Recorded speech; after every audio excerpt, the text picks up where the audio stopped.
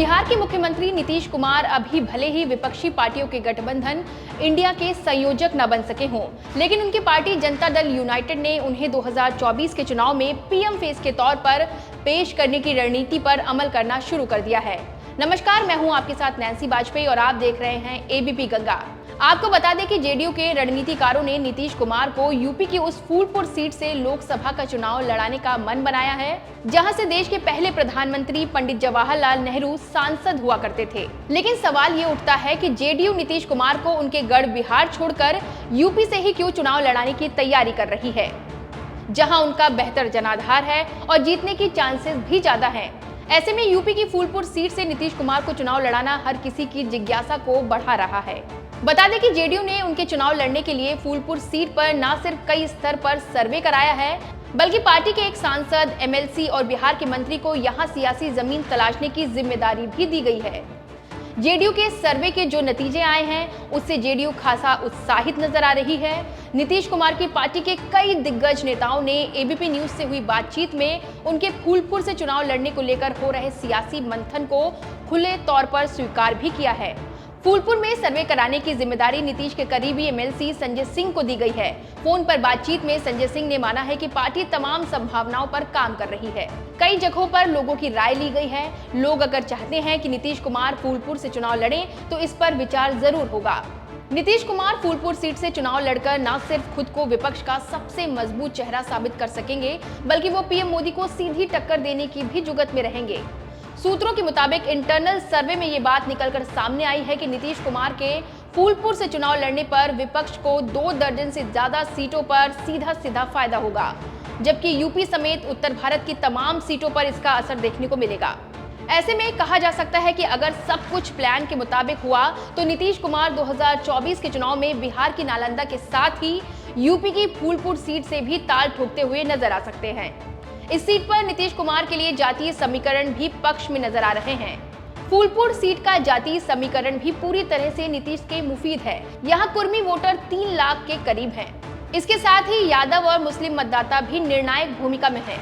यानी फूलपुर से चुनाव लड़कर राष्ट्रीय स्तर पर बड़ा सियासी संदेश दिया जा सकता है। इस जातीय गणित के सहारे ही फूलपुर सीट से अब तक 9 कुर्मी सांसद चुने गए हैं।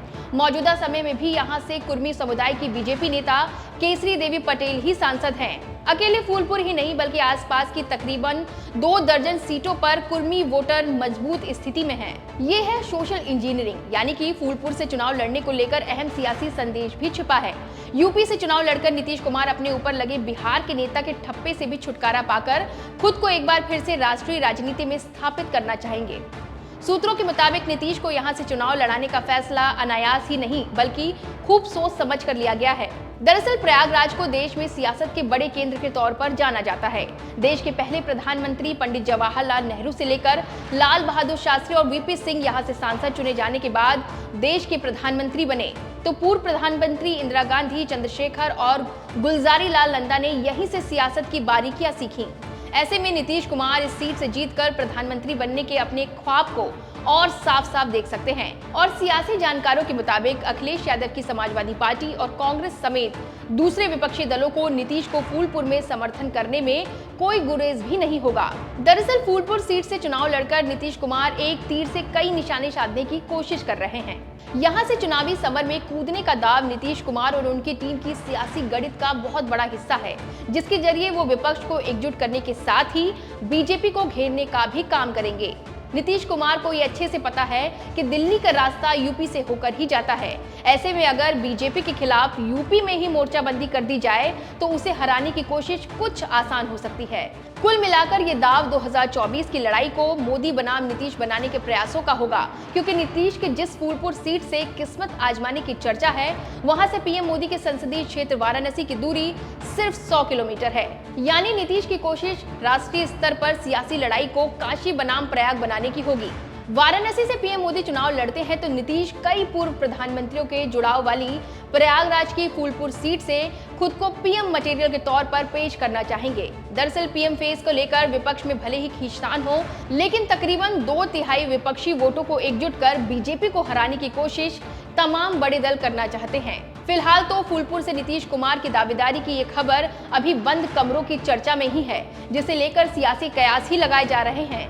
लेकिन जैसे दूर से धुआं को देखकर अंदाजा लगा लिया जाता है कि कहीं न कहीं आग लगी होगी, वैसे ही 2024 में ही ये साफ हो पाएगा कि फूलपुर से नीतीश की दावेदारी के इस धुएं में कितनी आग लगने वाली है।